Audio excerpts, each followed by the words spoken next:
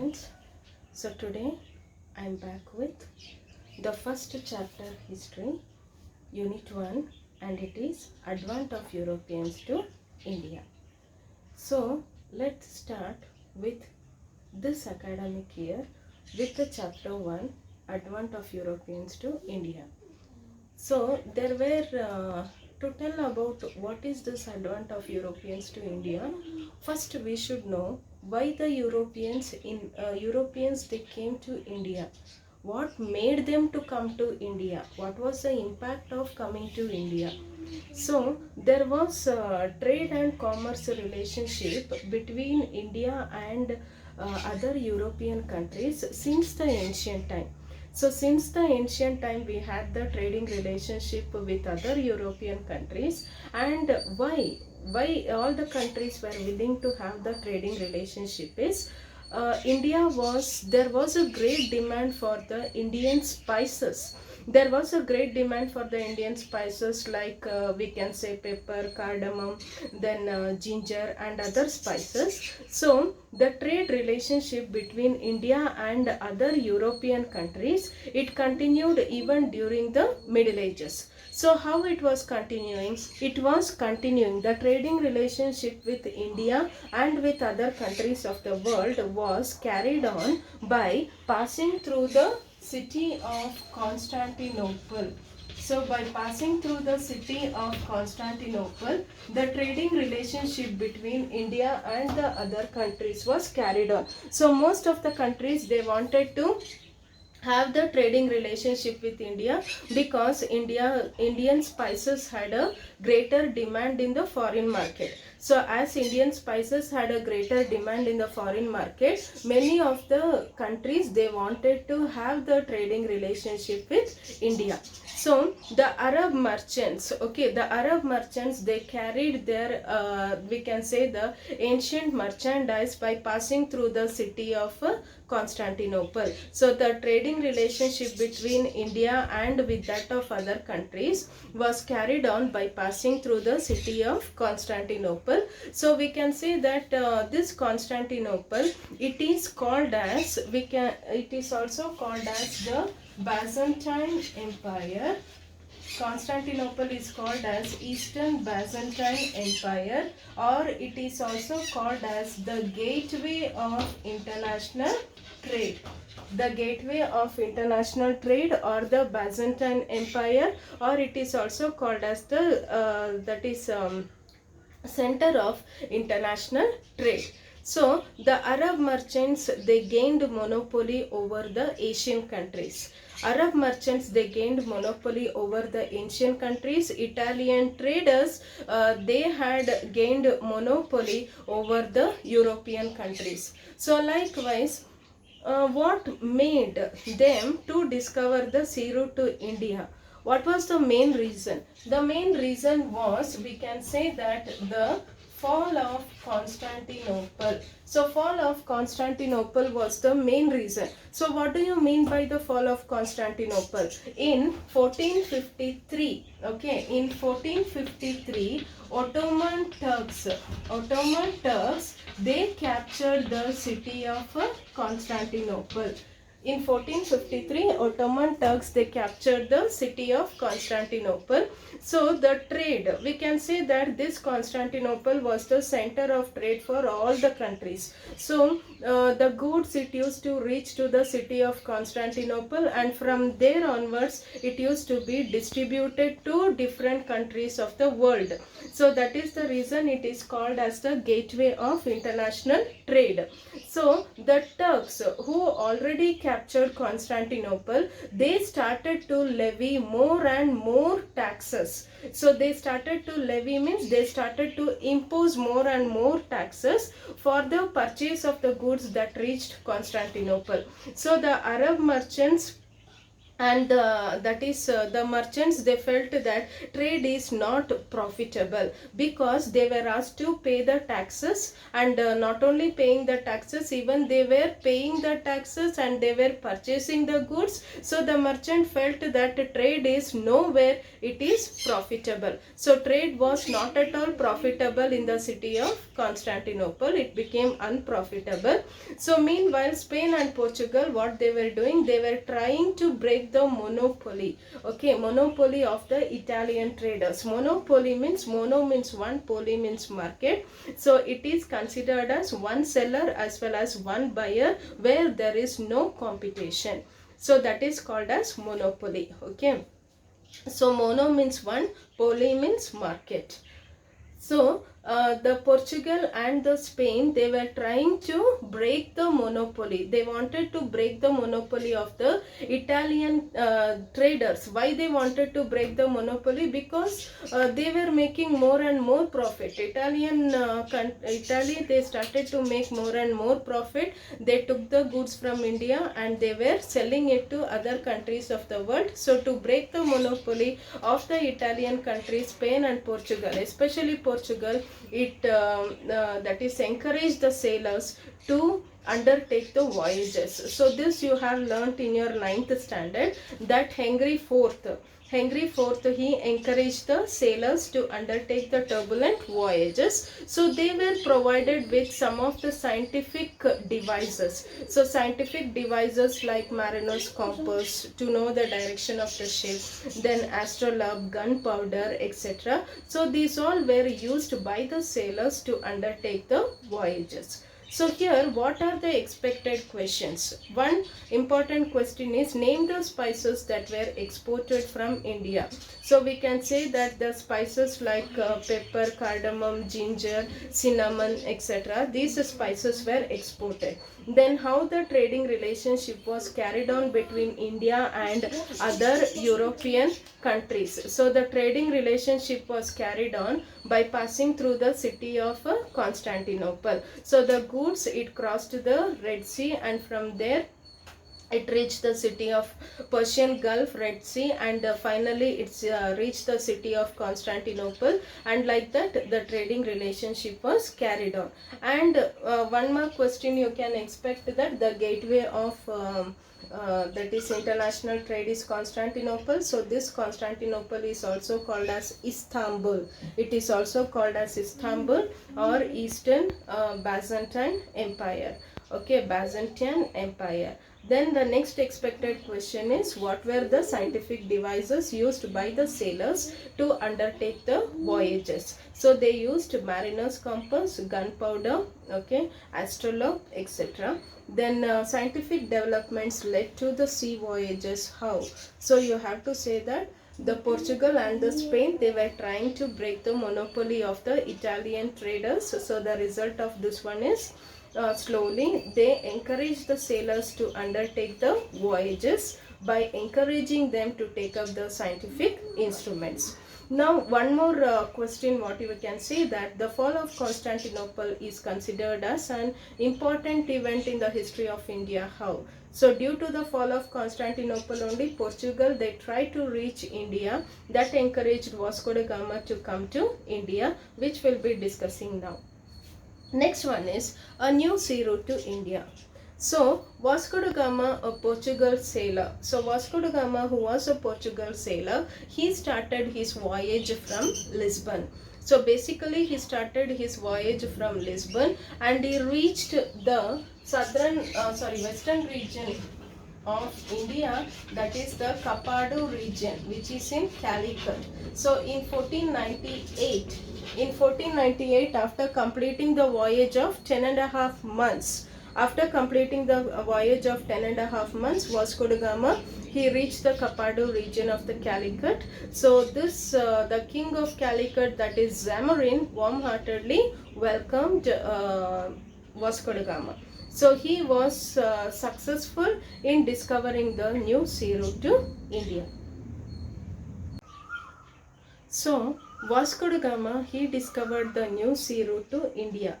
So this route continued to be the route of the trade. So it continued to be the route of the trade between India and the Europe, India and Europe. So for many years, this was continued as the route of the trade. So route of the trade for many years, and we can say that the Portuguese were the first to re-establish the trading relationship in India. So Portuguese were the first. So they were the first to re-establish the trade between India and the European countries.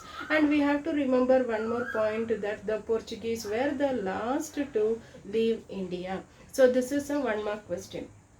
That is, the Portuguese were the first to re-establish the trade between India and Europe, and the Portuguese were the last. They were the last to that is re-establish the trade between India and the European countries.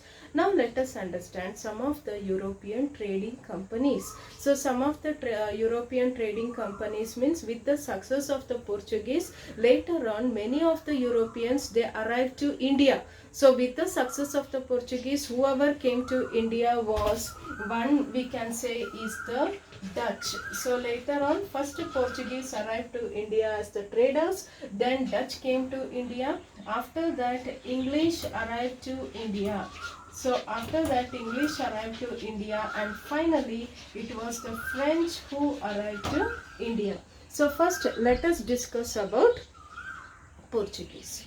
So as I used to tell, that is, the Portuguese were the first to arrive to India for trade. So they were the first to arrive to India for the trade, and they were the last to leave India. They were the first to come to India, and they were the last to leave India. So after Vasco da Gama, so Vasco da Gama, who came to India, who discovered the sea route to India, and he came to India by re-establishing the Portuguese trade. And after Vasco da Gama, the next person who arrived to India was Francisco de Almeida.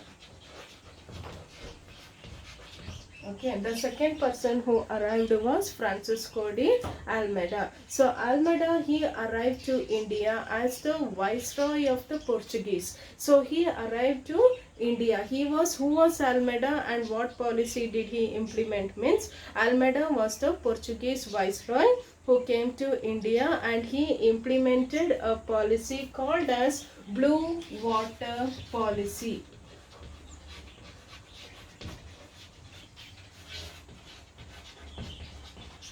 So Almeida, he implemented a policy called as the Blue Water Policy. So what is this Blue Water Policy? In order to establish the supremacy over the sea, okay, over the sea, in order to establish the supremacy over the sea instead of the supremacy over the land. I repeat again, who was Almeida? He was the viceroy of the Portuguese. Okay, he was the viceroy of the Portuguese who came after Vasco da Gama. So he implemented a policy called as the Blue Water Policy. So why this Blue Water Policy was implemented? In order to gain the supremacy over the sea instead of over the land. So after Almeida, the next person who arrived to India was Alfonso de Albuquerque.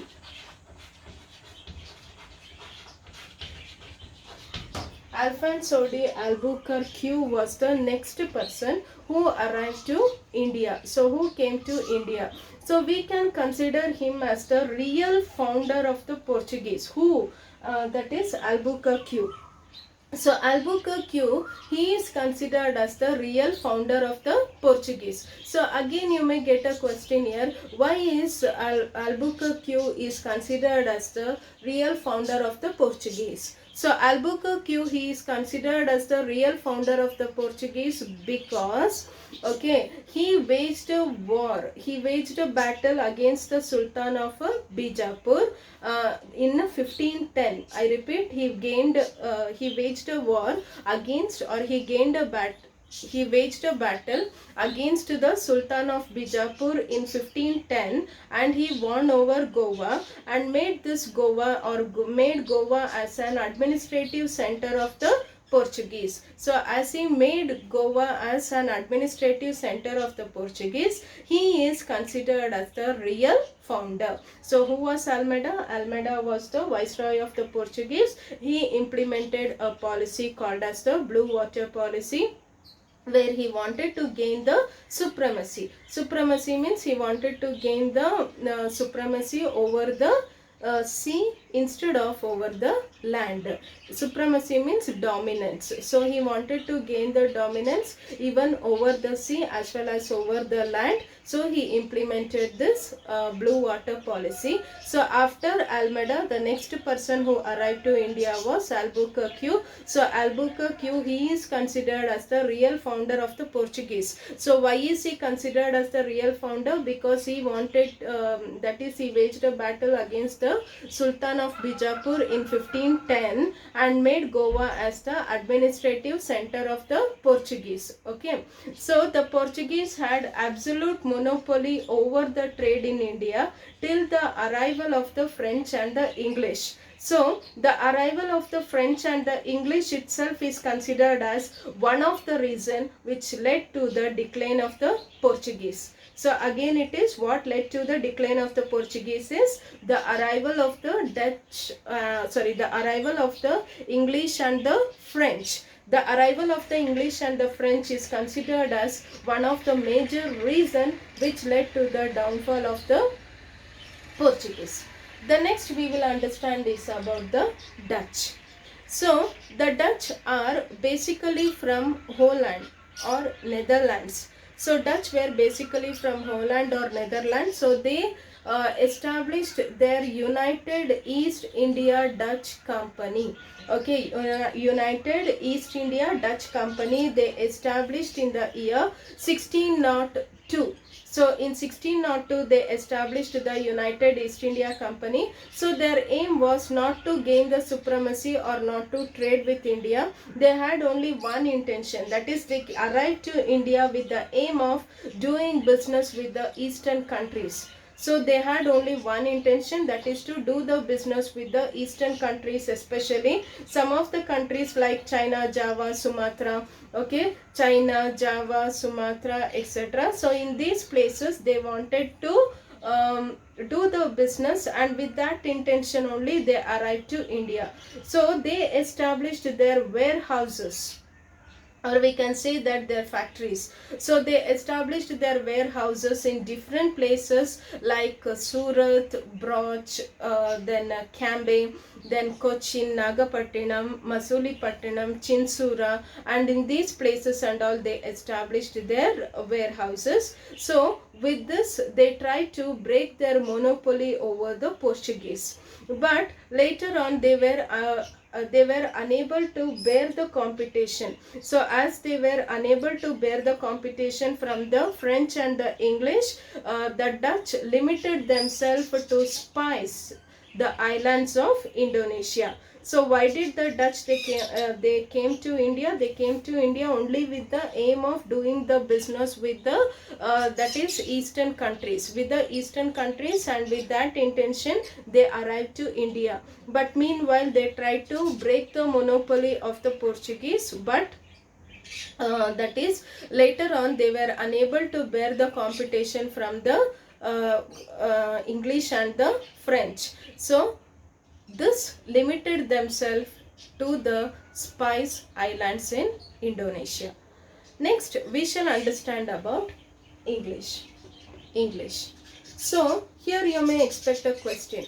On 31st December 1600 is an important event in the history of India, or 31st December 1600 is an important event in Indian history. Justify. So what happened in this day? What happened on this particular day? So on 31st December 1600, Queen Elizabeth, she issued a royal charter. What was that Royal Charter? Authorizing the East India Company to trade with the eastern countries for 15 years. So she granted permission for the English East India Company. So the English East India Company, they could that is continue their trade, or they could have their trading relationship with the eastern countries for another 15 years. So the company, they started their business. Even though 1600 she granted the permission, the company, they started their business formally from 1613 onwards. Formally means officially they started their business from 1613 onwards, even though they were granted the permission to trade with the eastern countries. So firstly, during that time, India was ruled by the Mughals, and it was Jahangir who was considered as the Emperor of India. So this Jahangir, he issued a royal permission to that is English to re-establish the warehouses. So he granted permission for the English to start the warehouse or a factory at Surat in 1617. So it was in Jahangir, who was considered as the Mughal emperor. So he granted the English the permission to establish their warehouse or the factory, first time in India, that was started at Surat. So this was considered as the first factory started by English. So Sir Thomas Roy, who was Sir Thomas Roy? Thomas Roy, he was considered as the he was an ambassador who came from the court of James I. So he was a royal ambassador from the court of James I. So he arrived to India to secure permission from Jahangir. So to establish the factory, he wanted to secure permission from the Mughal emperor. So likewise, he came to India to seek the permission from Jahangir to establish the factory. So likewise, the English slowly they established their factories at major places. Firstly, they started their factory at Surat. Later on, they established their factories at Agra, Ahmedabad, Bhuj. Okay, so here we have two events. One is 1600, that is Queen Elizabeth, she issued the Royal Charter where the East India Company can trade with the eastern countries for another 15 years. Second one is in 1613, the English, they arrived to India and started their first factory at Surat. Thirdly, we can say that in 1617, Sir Thomas Roy from the court of James I, he arrived to India to seek permission from Jahangir. So gradually they started, or they established their factories at Agra, Ahmedabad as well as Bhuj. The next event is in 1639. In 1639, the English took Madras from that is the king of Chandragiri. Okay, in 1639, the English, they took Madras from the king of Chandragiri and established and renamed this Chandragiri or Madras as St. George Fort. Okay, so they took Madras from the king of Chandragiri. When? In 1639. In 1639, they took Madras from the king of Chandragiri and renamed this Madras. Okay, renamed and established a strong fort there and renamed this Madras as the St. George Fort. So later on, Charles II, who was Charles II? Charles II, the Prince of England. Okay, so he got Bombay as a part of dowry. So during his wedding, he got Bombay as a part of dowry. So later on, from Charles II, the English, Charles II, he gave Bombay on an annual rent of 10 pounds to the East India Company. So how did Charles II get this Bombay? Because he got it as a part of dowry during the time of his wedding. So likewise, he gave this region to the English on an agreement telling that the English has to pay an annual rent, means an yearly rent of 10 pounds to the East India Company. Then in 1668, so this happened in 1668. So 1639 English secured St. George Fort. Then in 1668 they secured the region of Bombay from Charles II. In 1690 the English purchased 3 villages. Okay, they purchased 3 villages, that is the Sultan Sutti, then Kalikata, as well as the Govindapura. Sultan Sutti, Kalikata and the Govindapura on the banks of the river Hooghly. Okay, there they built the Fort William. So Fort William is nothing but which is called as Calcutta. Okay, so the city of Calcutta grew around the fort, and by the 17th century, English had established Bombay, Madras, Calcutta as the centers of their presidencies. So by 18th century, we can say that okay, the English made Calcutta as their capital city, and they implemented their own civil and the criminal procedures. So they made Calcutta as their main base, and there they implemented their own civil and criminal procedures, and they had this Calcutta under their control. The last we will understand is the French. So the French East India Company, it was not a private company. English had the authority to take any independent decision because it was a private company, whereas the French East India Company, it started as a government owned company in 1664. So even the French, they arrived to India and they started a factory at Surat in 1668. So later on they established their factories at Masalipatnam, Chandranagar, Mahe, Karaikal, then we can say Kasim Bazar, Balasur, etc. So in 1674 the French took Wali Kandapuram. This is again a one mark question. Wali Kandapuram is nothing but which is called as Puducherry or Pondicherry.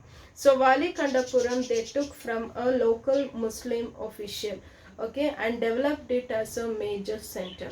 So Wali Kandapuram, that is later on we call it as the Puducherry or the Pondicherry. So English Governor General was Robert Clive and the French Governor General was Dupleix. So Dupleix, he arrived to India. He came to Pondicherry as the Governor General, but this Dupleix was very ambitious man. So instead of expanding the French territory in India, he focused his attention towards politics, and this itself was considered as the downfall of the French. So Dupleix, who arrived in Pondicherry as the Governor General of the French, who was highly ambitious and ambitious of establishing the French as a major power in South India. So when the French arrived in India, the competition between the French and the English started gradually, and that led to other